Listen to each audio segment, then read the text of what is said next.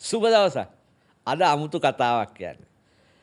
ශුක්‍රාණු බැංකුවක් දැම්ම කියලා පහුගිය දවස්වල ලොකුවට සමාජ මාධ්‍යවල තරන්නේ ප්‍රවෘත්ති වල ගියා කාසලරි කාන්සාරවලදී. ඇත්තටම ඒක ශුක්‍රාණු බැංකුවක් දාන්න ඕනුනේ.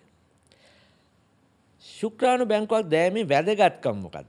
ඇත්තටම ශුක්‍රාණු කියන්නේ අපිට දරුවෙක් ලබා ගන්න, බබෙක් ලබා ගන්න කියන්නේ පුරුෂ පාර්ශවයෙන් ලැබෙන දායකත්වයනේ. එතකොට මේකට සමහර අයට ප්‍රශ්න ආවහම ඒකට උත්තරයක් විදිහට තමයි ඇත්තටම මේක කරලා තියෙන්නේ. මේක ලෝකේ ගොඩක් රටවල් වල තියෙන ඉතාමත් වැදගත් දෙයක්. හැබැයි මම දැක්කා ඊයේ පෙරේද අපේ ගරුතර ස්වාමීන් වහන්සේ කෙනෙක් මේ ශුක්‍රාණු බැංකුව ගැනත් කතා කරලා තිබ්බා.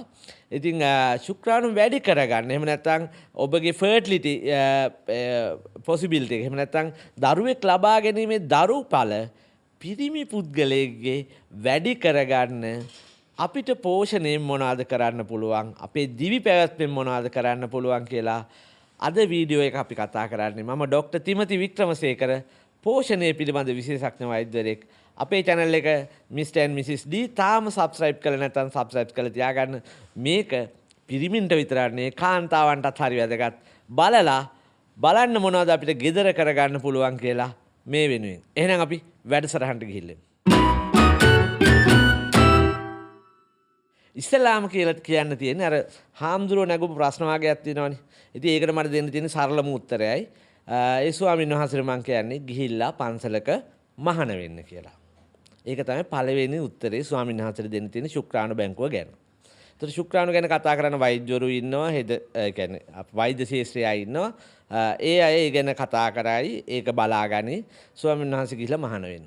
දැන් අපි බලමු අපේ මාතෘකාව මේ ශුක්‍රාණු බැංකුවක් දැම්මේ ඇයි සහ ඒක දාන්න හේතු වෙච්ච කාරණාවලට අපිට තව මොනවද කරන්න පුළුවන් කියලා. ඇත්තටම ශුක්‍රාණු කියන්නේ ඒ කියන්නේ දරුවෙක් මම ඉස්සෙල්ලා කිව්වා වගේ දරුවෙක් හදන්න අපි පිරිමි පාර්ශවය කරන දායකත්වය. ඒතර මේ ශුක්‍රාණු කියන්නේ අපේ පිරිමි පුද්ගලයෙක්ගේ ඇඟේ හැදෙන්න ඕන දෙයක්, හැදෙන දෙයක්.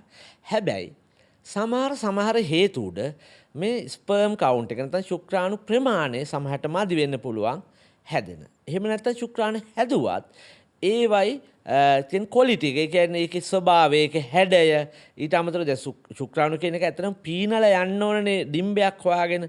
මෙන්න මේ පීනලා යන්න පුළුවන් හැකියාව. ඒ කියන්නේ මොටිලිටි එක. මෙන්න මේවයි පොඩි අඩුපාඩුකම් හින්දා සමහර වෙලාවට පිරිමියාගේ සඵලතාවය ගැන ප්‍රශ්න ඇති වෙන්න පුළුවන්. ඒතකොට මේ සඵලතාවයේ ලොකු ප්‍රශ්නයක් තියෙනවා නම් තමයි ගොඩක් වෙලාවට මේ ශුක්‍රාණු බැංකුවක වැදගත්කම තියෙන. ඊට අමතරව තව දෙයක් තමයි දැන් ඒ පුද්ගලයා අපි කියමු පිරිමි පුද්ගලයෙක්ගේ යාගේ ශුක්‍රාණු සමහර ලාවට එයාට ප්‍රිසර්ව් කරලා තියාගන්න පුළුවන්. සමහරවිට අපි කියමු කැන්සර් එකක් හරි මොන හරි ලෙඩකට බෙහෙත් ගන්න ඉස්සෙල්ලා එයාට පුළුවන් නම් එයාගේ ශුක්‍රාණු ප්‍රිසර්ව් කරලා තියාගෙන පස්සේ එයාට බබෙක් හදන්න ඕන කාලයට පාවිච්චි කරන්න. ඒ කියන්නේ යම් කාලෙකදී යාට මොන හරි හිතෙනවා නම් දැන් ඉස්සරහට මේ තමන්ගේ සඵලතාවයට ප්‍රශ්නයක් එන්න පුළුවන් කියලා. එහෙම අයගෙත් තමන්ගේම ශුක්‍රාණු ගබඩා කරගන්න, කියන්නේ කොහේ හරි තියලා හරි විදිහට තියාගෙන ඉන්න එකත් වැදගත් වෙනවා. දැන් මේක හරිම වැදගත් වෛද්‍ය විද්‍යාත්මකව හරිම වැදගත් දෙයක් අපේ ඒ කියන්නේ ජෙනරේෂන් එකේ නැත්නම් පැවැත්ම තියාගන්න. දැන් මේ ඔක්කොම එක්ක ඇත්තටම ශුක්‍රාණු හදන්න මොනවද වැදගත් වෙන්නේ අපි කන දේවල් වලින් සහ අපේ පැවැත්මෙන්. මං ඉස්සෙල්ලාම පටන් ගන්නම් පැවැත්ම කියන එකෙන්. ඔබ දන්නවද ඔබ සන්තෝෂෙන් ඉන්නවනේ. ඒ කියන්නේ අපි සන්තෝෂෙ මම වීඩියෝ එකක් කරලා ඇති චූන් හෝමෝන ගැන ගිහිල්ලා බලන්න. කියන්නේ අපි සන්තෝෂෙන් ඉන්න නම් අපේ මොළයෙන් හැදෙනවා ඩොපමීන් කියලා හෝමෝන. මේ ඩොපමීන් හෝමෝනේ හැම වෙලාවෙම අපි සන්තෝෂෙන් ඉන්නවා රිලීස් කරනවා. ඩොපමීන් වැඩි වෙනකොට ටෙස්ටෙස්ටරෝන් වැඩි වෙනවා. ඒක ටෙස්ටෙස්ටරෝන් වැඩි වෙනවා කියන්නේ එකක් පුරුෂයන්ගේ පුරුෂ ශක්තිය, ඒ කියන්නේ ඒ සම්බන්ධ දේවල් වැඩි වෙනවා. වගේම ශුක්‍රාණු නිපදවීමේ ක්‍රියාවලියටත් මේ ටෙස්ටෙස්ටරෝන් කියන හෝමෝනේ හරිම වැදගත්. ඒ ඔබ සන්තෝෂෙන් නැත්තම් අනිවාර්යයෙන්ම ඔබගේ ස්පර්ම් කවුන්ට් එක සහ මොටිලිටි එක, එතකොට එයාගේ ඒ නිවැරදි විදියට හැදෙන එක අඩු වෙන්න පුළුවන්. ඒතර ඔබට ගොඩාක් ස්ට්‍රෙස් නම් ඔබ හැම වෙලාවෙම ආතතියෙන් නම් ඉන්නේ මේක ඔබේ සඵලතාවයට බලපාන. ඒතර මේක විද්‍යාත්මකයි. ඒක කියන්නේ ටිකක් සන්තෝෂයෙන් දැන් දරුවෙක් නැති වුණා කියලා වුණා. දැන් දරුවෙක් හදන්න try කරන ගොඩාක් ડિප්‍රෙස් වෙලා ස්ට්‍රෙස් වෙලා හැම ඉන්න එපා. බොහොම සන්තෝෂයෙන් ඉන්න, ගෙදර පෞල් ජීවිතය හොඳට සන්තෝෂයෙන් ඉන්න හොඳ යහපත් වටපිටාවක් තියෙනවා නම් අනිවාර්යයෙන්ම ඔබට හොඳ සඵලතාවයක්, ඔබට හොඳ ශුක්‍රාණු නැත්නම් ස්පර්ම් ප්‍රමාණයක් ඔබේ ඇඟ තුළ නිපදවා ගැනීමේ හැකියාව තියෙනවා. ඒක තමයි වැදගත්ම කාරණේ අපිට කරන්න පුළුවන් පළවෙනියට. දැන් එමෙති මගේ විශේෂ සාමාන්‍ය පෝෂණයනේ. ඇත්තටම කන බොන දේවල් වලින් මේ ශුක්‍රාණු වැඩි කරගන්න හරි නැත්නම් අපි කන දේවල් වලින් මේ ශුක්‍රාණු අඩු වෙන්න හරි හේතු තියෙනවාද කියලා. ඔව් තියෙනවා. ශුක්‍රාණු නිපදවන්න මම කිය ශුද්ධ මූල්‍ය පෝෂක කොටස් ගොඩක් ඕන. විශේෂයෙන්ම මේ සින්ක් කියන ලෝහය, දැන් සින්ක්, මැග්නීසියම් සහ සෙලේනියම්. මෙන්න මේ තුන හරිම වැදගත් ශුක්‍රාණු අපේ ඇඟ ඇතුළේ හොඳට නිපද වෙන්න. ඒ හින්දා මෙන්න මේ පෝෂණ සින්ක්, මැග්නීසියම්, සෙලේනියම් තියෙන ආහාර අපිට හොඳට ගන්න පුළුවන් නම් ඇත්තටම මේවයි ක්වොලිටි එක ඉම්ප්‍රූව් කරගන්නත් පුළුවන්, කවුන්ට් එක වැඩි කරගන්නත් පුළුවන්. දැන් එහෙම කිව්වට සින්ක් මොකෝ කෑල්ලක් ගෙනලා කන්න නෙවෙයිනේ. ඒක අපි දැනගන්න ඕනේ මොනවද සින්ක් තියෙන කෑම කියලා. ඇත්තටම නට්ස් වල ඒ කියන්නේ ඇට වර්ගවල වැඩිපුරම සින්ක් තියෙනවා. ඒවෙත් ඇත්තටම ලංකාවේ ඉච්චර නැති වුණත් වෝල්නට්ස් කියන්නේ හොඳට සින්ක් තියෙන සහ කියන්නේ ශුක්‍රාණු නිපදවන්න ඉතාමත් වැදගත් වෙන ඇට වර්ගයක්. ඊට අමතරව ලංකාවේ තියෙන කොට්ටම්බ, ඊට පස්සේ කජු, රට කජු ඒවයිත් තියෙනවා. ඔබ දන්නවද ඔබ හිතන්නේවත් නැති දෙයක් තියෙනවා. තව සින්ක් සහ සෙලේනියම් හොඳටම තියෙන. ඒ තමයි පම්කින් සීඩ්. ඇත්තටම කියනවා නම් අපි වට්ටක්ක උයනකොට මම ඔය ඉතිසලත් වට්ටක්ක ඇට ගැන කියලා තියෙනවා. ඔය වට්ටක්ක ඇටවල හොඳ ප්‍රමාණයක සින්ක්, සෙලේනියම් විතරක් නෙවෙයි තව හොඳ මේද අම්ල තියෙනවා. මෙන්න මේක වැඩි කරගන්න. ඉතින් හරිම වැදගත් ඔබ ඔය නට්ස් කියන්නේ පිරිසුදු නට්ස් අපිට ගන්න පුළුවන්. ඒක හරිම වැදගත්. ඒ වගේම තව කෑමක් තියෙනවා ඔයිස්ටර් කියලා. ඔයිස්ටර් කියන්නේ අර බෙල්ලෝ වගේ අර තියෙන හොටෙල් වල ඒවා අපි කනවා නම් ඒ කියන්නේ මුහුද ආසන්නයේ ඉන්නවා නම් එහෙම කනවා නම් ඇත්තටම හරි වැදගත්. බෙල්ලන්ගෙත් තියෙන ඉතින් අපිට ඒ කියන්නේ ඔය ඒ වගේ ඒ කුලකයේ ඉන්න ආහාර අපිට ගන්න පුළුවන් නම් ඒවයිත් ඔමේගා 3 ටිකක් තියෙනවා. ඊට අමතරව සින්ක්, සෙලේනියම් ගොඩක් බහුලව තියෙන හින්දා හොඳ ආහාරයක් අපිට අපේ සඵලතාවය වැඩි කරගන්න පාවිච්චි කරන්න. ඒ තමයි ඔය සින්ක්, සෙලේනියම් සහ මැග්නීසියම් වල තියෙන දේ. තව වැදගත්ම කෑම වර්ගයක් තියෙනවා ඔබ හිතන්නේවත් නැති ඇති. අපිට අපේ එකක් ඔය ඇඟ ඇතුලේ වෙන ටොක්සින් හැදෙන එක අඩු කරගන්න සහ ඔය තියෙන කියන්නේ මම කිය ශුද්ධ මූලික පෝෂක කොටස් වැඩි කරගන්න පුළුවන් එළවලු වර්ග දෙකක්. හිතන්නේ නැති මොනවද දන්නද? බීට්‍රූට් වල කොළ තියෙන්නේ. අපි ගොඩක් වෙලාවට කඩේට ගිහිල්ලා බීට්‍රූට් ගන්නකොට අර අල තමයි ගේන්නේ. අර කොළෙත් එක්ක තියෙන බීට්‍රූට් එක සමහරට ගේන්නෙත් නෑ. මොකද එක්ක මැලවිලා මේක විසික් කරන්න වෙයි කියලා හිතනවා. එහෙම නැත්නම් බර ඒකටත් යන හින්දා පාඩුයි කියලා. හැබැයි උනට බීට්‍රූට් කොළ කියන්නේ ඔබේ සඵලතාවය හොඳට වැඩි කරගන්න පුළුවන් හොඳ එළවලුවක්. ඇස්පරගස් කියන්නේත් එහෙම එකක්.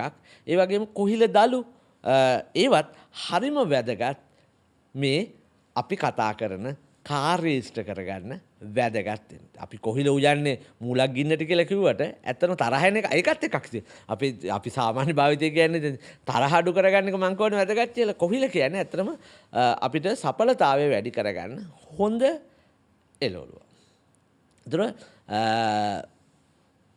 ඕවා යන අතරේ තව වැදගත් දෙයක් තියෙනවා. උළුහාල් ගැන දන්න. උළුහාල් අපි උයන්න ගන්න. උළුහාල් කියන්නේ ඇත්තටම හොයාගෙන තියෙන පරීක්ෂණ වලින් අපේ සඵලතාවය වැඩි කරගන්න ඉතාමත් වැදගත් වෙන 3-5 විශේෂයක් කියලා. ඊළඟ වැදගත්ම කෑම තමයි සුදු ලුණු. සුදු ලුණු වල තියෙනනේ සල්ප. මේ සල්ප තියෙන මේ ඇත්තටම සල්ප අඩංගු කෑම වර්ග වලිනුත් මේ අපේ සඵලතාවය වැඩි කරගන්න. එහෙම නැත්නම් ශුක්‍රාණු ප්‍රමාණය ඩිම්බ වලටත් එහෙමයි වැඩි කරගන්න හරිම වැදගත් වෙනවා කියලා හොයාගෙන තියෙනවා. හැබැයි සුදු ලුණු ගැන මම එක දවසකුත් වීඩියෝ එකක් කරා. අපි සුදු ලුණු හදනකොට හරිම වැදගත් මේ සුදු ලුණු එක තලලා ටිකක් වෙලා තියාගන්න එක. එහෙම නැත්නම් කපලා ටිකක් වෙලා තියෙන එක. සුදු ලුණු ගෙඩිය පිටින්ම ගත්තා කියලා ඉවරලා ගොඩක් වෙලාවට මේ අර ඒකේ අර අවශ්‍ය පෝෂණ කොටස් හැදෙන්න නම් යම් කාලයක් ගත වෙන හින්දා හරිම වැදගත් සුදු ලුණු තලලා හරි චොප් කරලා ගන්න එක තමයි හොඳම දේ. එහෙම නැත්නම් කපලා ටිකක් වෙලා තියලා ආහාර වලට එකතු කර ගන්න එක. එහෙම නැත්නම් සුදු ලුණු අපි ඩ්‍රින්ක් එකක් හදනවා නම් සුදු ලුණු දානවා නම් ඒකත් දාලා පුළුවන් නම් අපිට රැයක් එළි වෙනකන් තියා ගන්න පුළුවන් නම් ඒකත් හොඳ කෑමක් අපිට වැදගත් වෙනවා. දැන් මේ කතා කරේ කන්න ඕන කෑම ගැනනේ. අපි එහෙනම් දැන් බලමු මොනවද ඇත්තටම අපිට අයින් කරන්න ඕන කෑම කියලා. ඒව නම් හරිම පැහැදිලි.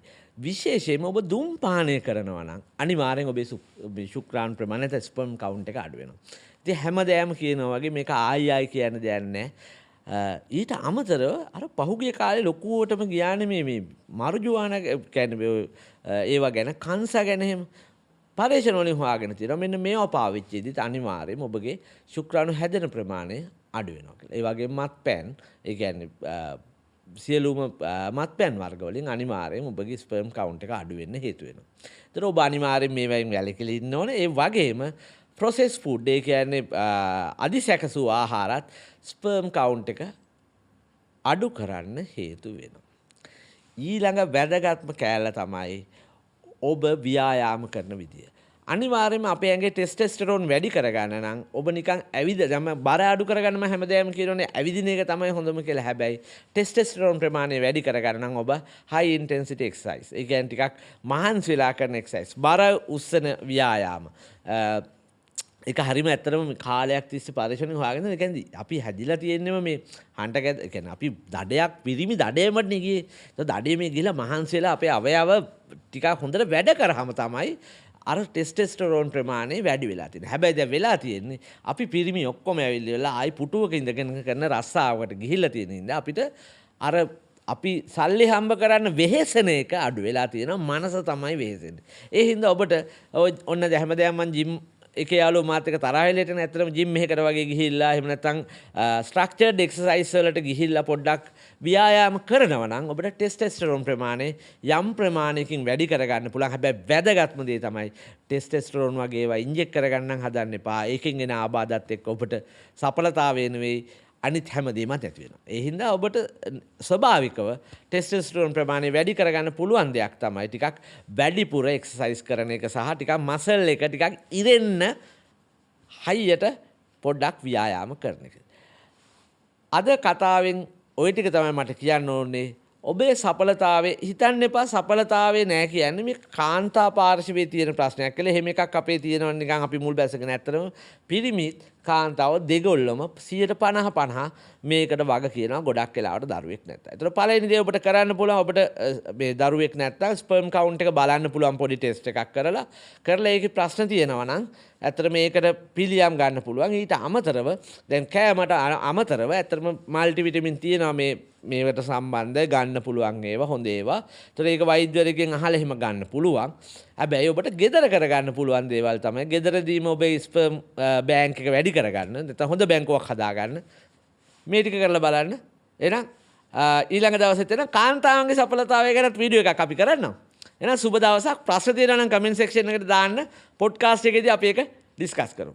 සුබ දවසක්. ගිහින් එන්න.